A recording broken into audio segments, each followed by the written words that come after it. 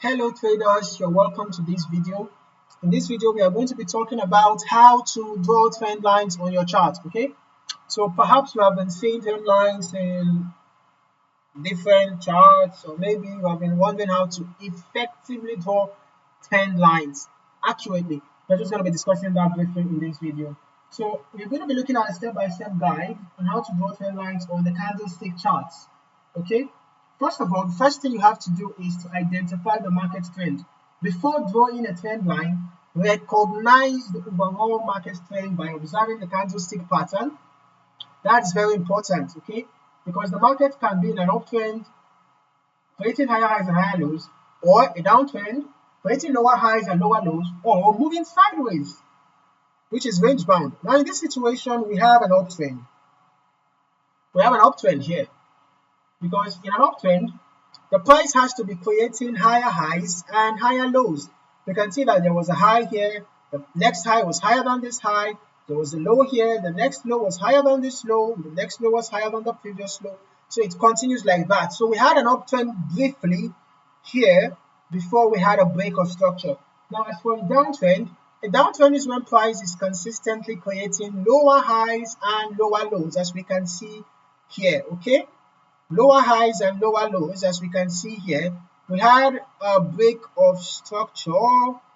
Okay, there was no break of structure here because this low was actually lower than this previous low. Okay, so this was a downtrend that continued all the way to this point. We eventually had a break of structure here where we had a new high that was higher than the previous high. Okay, now as for a sideways market happens when prices are moving sideways, literally, as the name implies.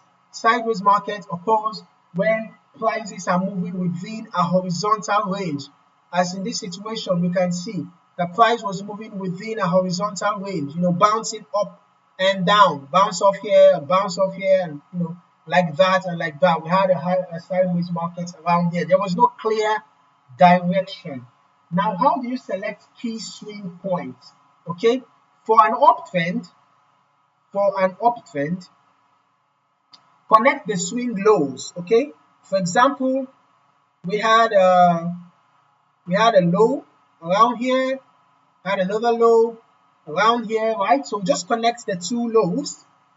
Okay, connect the two lows with a diagonal line that touches at least two or more points. You can see it touched 2 points, right? It touched 2 points, at least 2 or more points to form your lower trend line.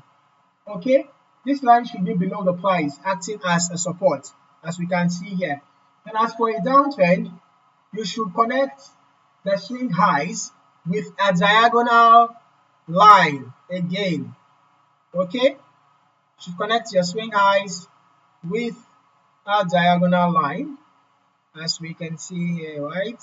Okay, now it has to touch 2 or more points. These are first points and these are second points, right?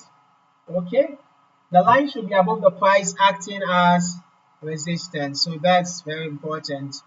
Okay, now a good trend line touches multiple candlesticks but never forces a connection if the price doesn't naturally align. For example, if you have a trend line that it does not exactly align with price, you shouldn't try to force it like what happened around here. You can see that at the third touch, this was the first touch, this was the second touch.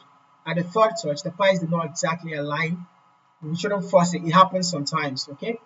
Now, in terms of extending the trend line, once the trend line connects 2 or more swing points, for example, here and here, keep adjusting the trend line based on new highs or lows. For example, as we had a high here, although it breached the trend line for a bit, but it still held. We have considered extending the trend line in case of more price movements. At this point, we had a false breakout and price still reversed back in the bearish direction. And then here, we eventually had a proper breakout that sent the price up below the previous swing low, because we can see that this high is still lower than this high, and this high is still lower than this high. So we still had a bearish structure here, just that the structure was actually broken around here because we had a higher high, because supposed to be, we had a higher low, sorry. We had a lower high here, but we had a higher low here. So this already led to a break of structure. Okay. Now, when a break of structure happens, then you shouldn't look for a sell trade again, because it's possible that a bullish move is about to happen. Okay. So now, the more times the price touches the trend line without breaking it, the stronger the trend line becomes. In this trend line, we had about 2 accurate touches, then the third touch broke it a bit, but it still respected it. But you can see that after that thing happened, we had a break of structure around here. Now let us look at this. In this situation, we had the first touch, the second touch, the third touch. There was a false breakout, and eventually there was a proper breakout here. So you can see that when you have price breaking out of the trend line, it can be an indication that the buy or the sell, depending on the direction of the higher of the structure.